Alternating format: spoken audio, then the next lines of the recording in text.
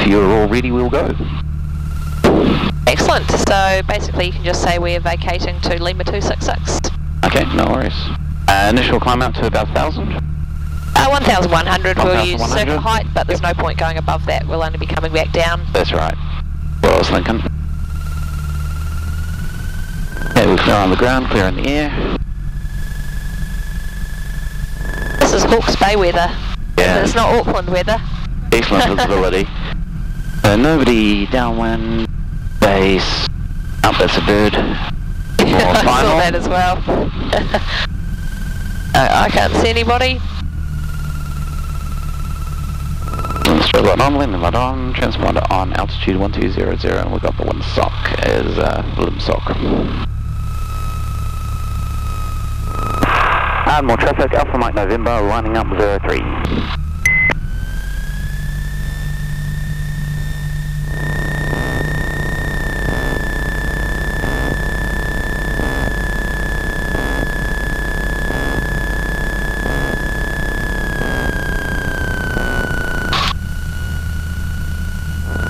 I did say I was going to show you the squelch as well. Very simple. If it's cutting in all the time, that way. If it's not cutting in and you want it to, turn it the other way. Okay, gotcha. Done. We're all set for takeoff. And more traffic, Alpha Mike November, rolling 03 and vacating to Lima 266. Full power. T's and P's are in the green. Airspeed increasing.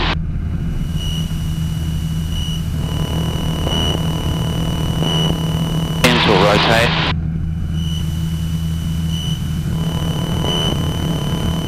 Climb runway heading.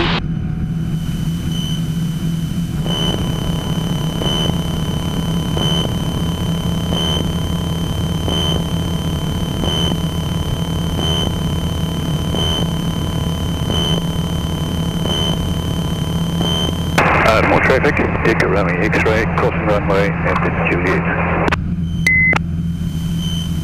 Feed AGR, retract flap. Characteristics.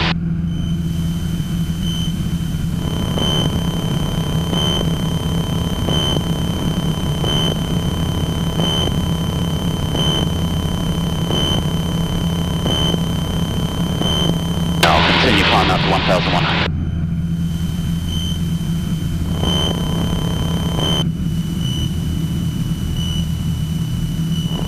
Add more Unicom, Alpha Mike November. Alpha Mike November, Unicom, go ahead. Any reported traffic in Lima 266? Alpha Mike November, Unicom, no reported traffic in Lima 266. Copy, no reported traffic, Alpha Mike November. Alright, so I haven't seen any aircraft here. All clear to my left and ahead.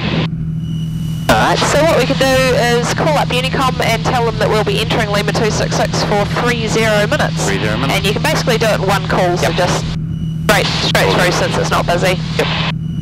And more Unicom, Alpha Mike November, entering Lima 26 for the next 30 minutes. Alpha Mike November, Unicom, copy, entering Lima 266 for the next 30 minutes. Okay. Alright, so you can gently descend us into low flying zone.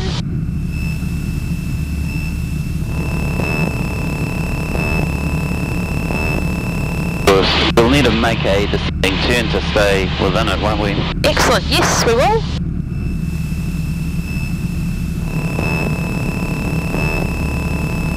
Bravo Unicom, Juliet Bravo Lima, request radio check. Juliet Bravo Lima, Unicom, read you 5. And you can see how hard it can be to stay clear of those bays. Yeah. Quite deceptive, you can get quite close to them, but you can't cross the line between the peninsulas.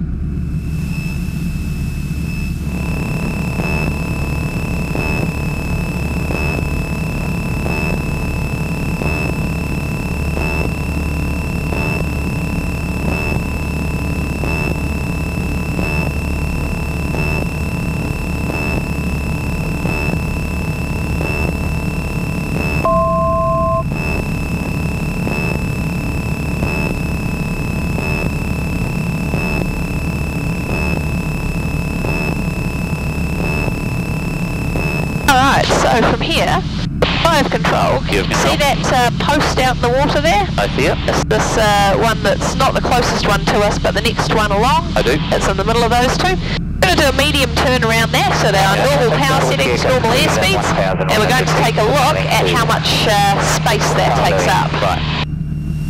Right, so we can see where it is now.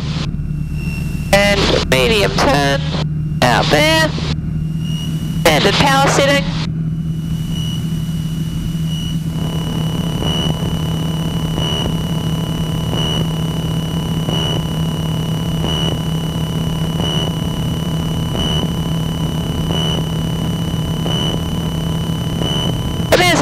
That's not a small amount of space we're using up. It is the better part of the whole low flying zone. Yep. To do a comfortable medium turn at this sort of power setting. So it gives you a little bit of an idea about why we might just want to slow things down and actually use that poor visibility configuration. Ahead, pull up. And there we go, still using up an awful lot of space to do this. Yeah. However, More traffic Tango. I start slowing the aircraft down. 2,000 feet, check and join overhead territory. And below 100 knots, so first stage of flap. And below 85, second stage. We'll continue slowing down. 65. And I don't think we'll need RP today. So now if I come back towards that pole and do the same angle of bank turn around it,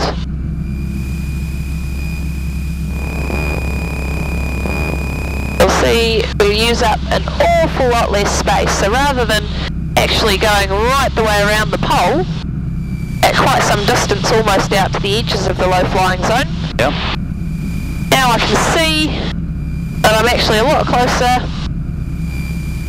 and I can quite comfortably just turn around it in a very small radius. So that's the biggest benefit of the poor visibility configuration, is we can do much smaller radius turns. Things are slowed down, it gives us more time to react. It also gives us a lower nose attitude than if we flew at this speed without the flap down. Central Papakura 1,700, joining overhead 03. And of course we get the benefit of that reduced stall speed, so it's safer to fly at this speed with the flap down as opposed to up. Alright, now a couple of illusions that we have. First of all, at the moment, it might be a little bit hard to tell, but we are flying into wind. So this is essentially what it might look like if we have a slightly reduced ground speed. Now, as we said, the illusion to that is that if you just look outside, you might think, oh, we've slowed down, so I need to increase power or lower the nose. When in fact, we check our instruments, they're actually read correctly. The terrain's a good indication of speed there. Yep, the terrain can be used as well, and that's also quite a good indication of your height above ground as well. And we'll turn around and see if we can actually tell any difference today with the supposedly high ground speed of having a tailwind. We've only got 5 knots according to the Garmin. So, as you can see, the water looks quite still, and it's quite hard to distinguish any kind of wind lines or indication of the direction of the wind at the moment. Terrain ahead, pull up. Morning's off. Morning.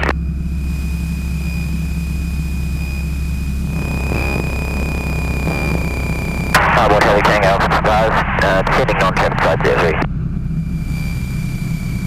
So there is an extremely subtle difference in ground speed. If you look down particularly by the wheel of the aircraft, you can get an impression of how fast we're going. It does feel a little bit faster than before. So the illusion with that is that we're going to feel like we've actually sped up and we're going to try and reduce power or raise the nose. But again, looking at the instruments, we can quite clearly see that in fact that's not the case. Alright, so then we'll look at turning into wind. So the wind's coming from behind us, 03. So if I turn around into wind here, I'm going to start getting the impression that I'm skidding out of the turn. The wind's trying to blow me out of the turn, So particularly as we come round about 90 degrees here, Just look into this front left-hand side of the windscreen and you'll start to really get the impression about here that the tail of the aircraft is getting pushed out that way. But when we briefly scan our instruments, the balance ball is right in the middle, so it's just an illusion caused due to the wind. So it's quite a dangerous one because we might see that and try and actually correct for it with rudder, which is not required, and actually cause a slip or a skid at low level. Yeah. And if we do the opposite thing, if we do a turn to the right here, we're going to be turning with a tailwind as we come around.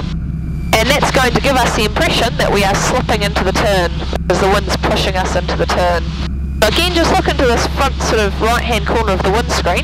And as we come around about 90 degrees to the wind, that's when you'll get the strongest impression of slip into the turn. Takeoff and November Unicom, we have one aircraft joining currently at this time.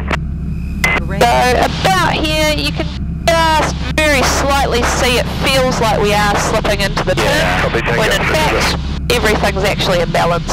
So Terrain ahead, pull up. I must say the visual illusions aren't very prevalent today, but there's just enough there that you can just get an impression of how it's going to look.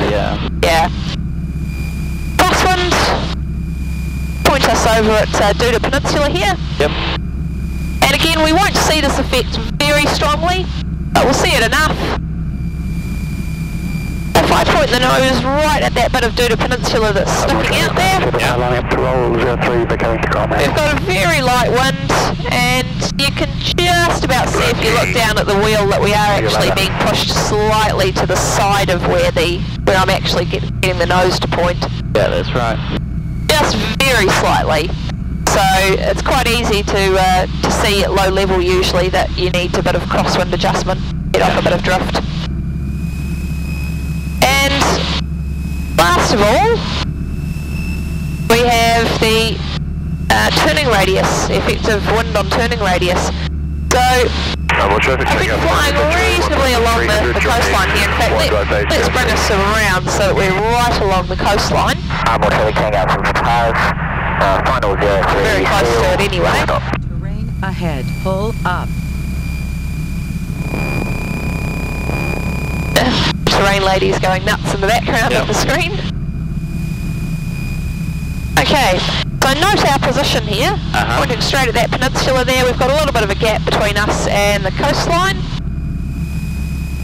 And what I'm going to do is just a medium turn around that direction. Is that going to be with a headwind or a tailwind? That way. With a headwind. Excellent. So are we expecting a larger or a smaller turn radius? Larger. Smaller, sorry. Smaller. Excellent. So because the headwind reduces our ground speed, we expect the turning radius to be a little bit smaller. Okay, so here we go. All clear out that direction. Rolling in. With an increase in power, you'll note, medium turn.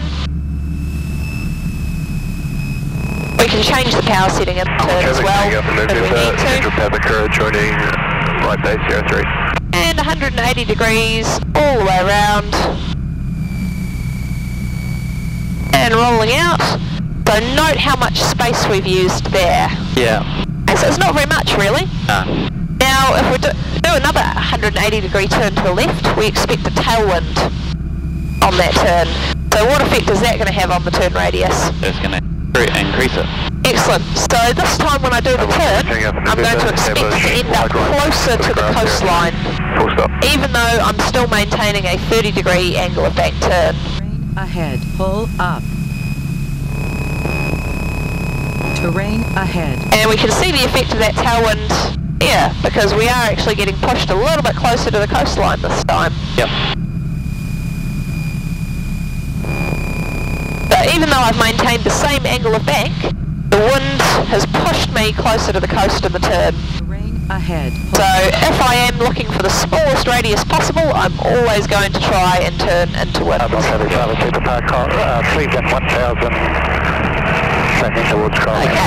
I'm just going to point us back out into the middle of the low flying zone, and then you can take control and just do some handling in the low flying configuration. Okay. Alright, so you have control. I have control. The first thing you've just got to get used to is that although the nose attitude is similar to straight and level flight, we're going to be making plenty of small power changes and a little bit more reliance on our instruments because we don't have quite the same horizon that we do up at altitude. Yeah.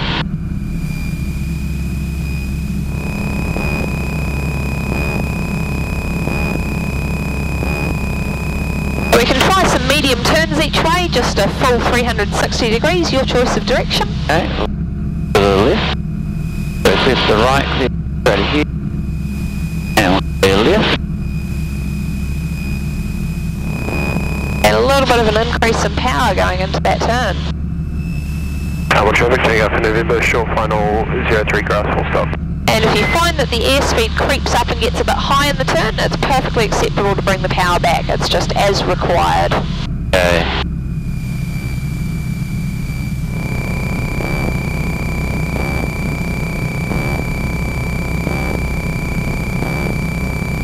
So here we're really having to rely on the instruments a little bit more and really imagine where that horizon is because the Hanuas take away most of the visible horizon. That's right.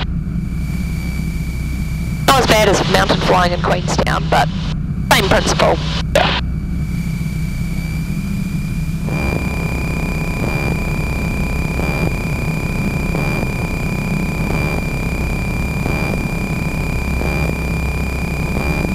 Excellent. And when you're happy, you can try one to the right as well. Excellent. There to the left. Go to here. To the right.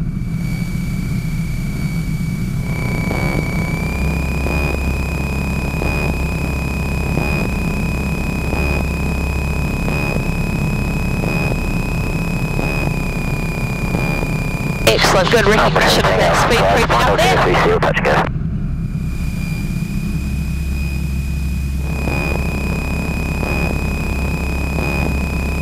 Terrain ahead. Pull up.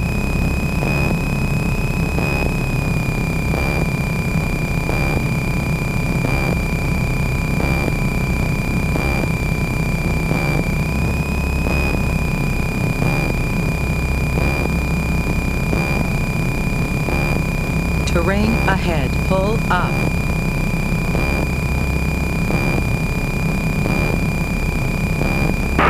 Almost traffic, that's all. Luke November, 1 South Jury, 1,400 inbound. Excellent, that's really, really good. We'll look at some steep turns as well. Sure. So for these you will usually just need a slightly greater increase in power, but not a lot. Yeah. So again, your choice of direction. Okay. We'll do one to the right. The left. Clear straight ahead. Right.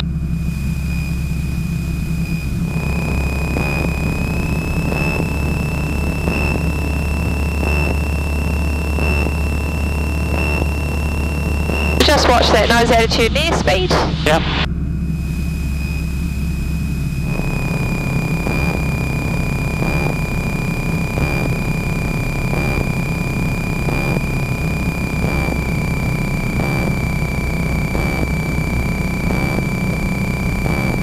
A little bit more back pressure there, we're just starting to descend. Terrain ahead. Pull up.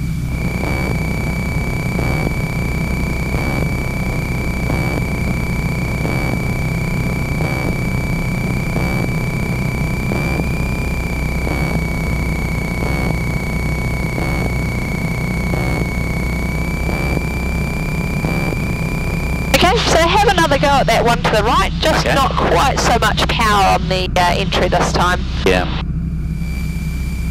So as you roll in, power on, our speed's a little bit low there. Still looking for a similar attitude to a standard steep turn. Terrain ahead. Pull up. Almost traffic, Takeoff, pause downwind 03. And make sure it is a steep turn.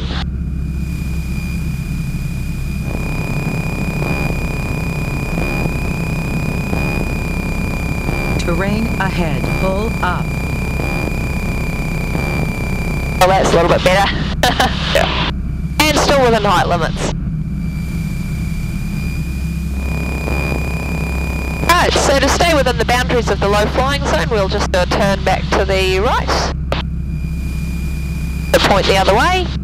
And then we'll look at a steep turn to the left as well. Okie dokie. And I don't expect you to have those perfect on this lesson. It's more just a start to looking at it because we'll use them for the next lesson. Yeah. You will get some more practice. And they're also in the Flight Test Standards Guide.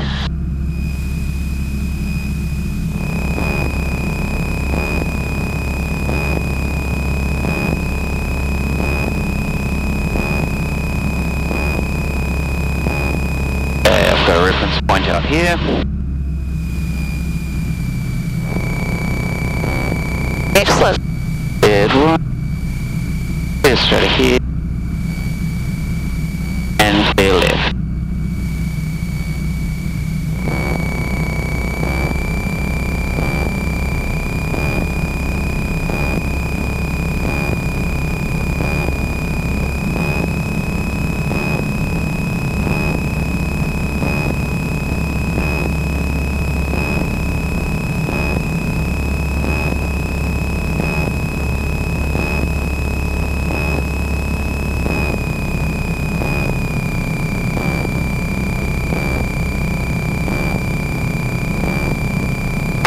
Takeoff, look for tires, final 03 seal, full stop. Alright, not too bad. If I have control for a second, just show you, it's pretty good. Just lagging a little bit on the power on entry. So if I was going to do a steep turn, clear ahead and clear left, then as I roll in like this, or even slightly before I roll in, that's when my power goes in there. Strike 70, good morning, reading U4. And I need to apply a little bit more. There we go. So that's when it would go in there. And then I can just hold it the whole way around.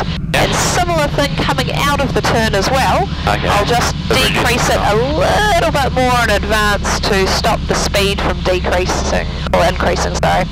So as I'm rolling out, just reducing the power a little bit there, and that should hopefully pop us out quite nicely at about 65 knots. You have control. I have control. Turn away from the coastline. They'll just do one more steep turn, but they're pretty damn good.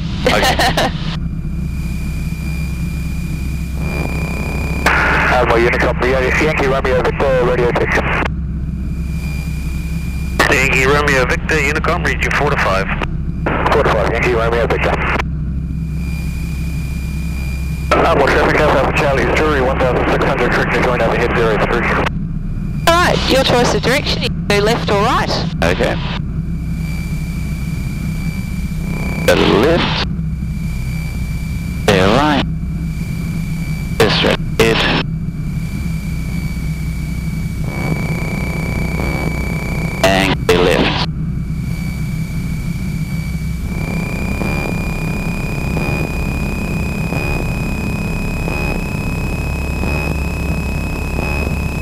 Unicom, Tango Alpha Quebec. Tango Alpha Quebec, Unicom, go ahead. Tango Alpha Quebec is entering Hurdle Ranges for the next 20 minutes. Any report of traffic? Tango.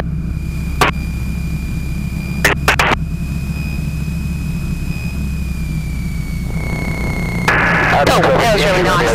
Alright, so vacating the low flying zone, we just apply full power. Yep. And climb out, almost like it's a go-around.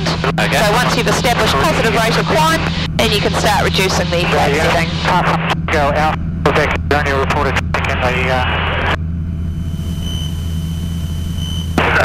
Strike 70, the only reported aircraft in the Inuit is Tango Alpha Quebec and Alpha Mike November Lima 266.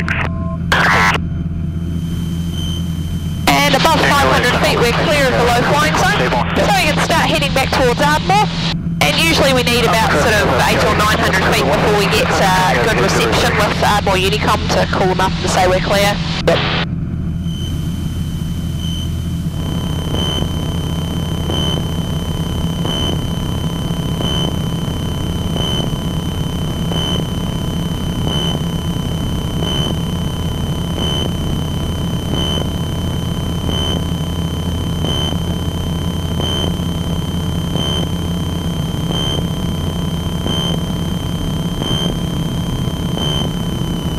Admiral traffic, Admiral County, detecting on traffic side 03.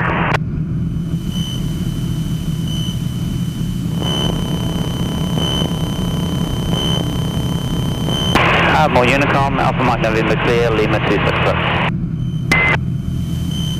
Alpha Mike November, Unicom, copy.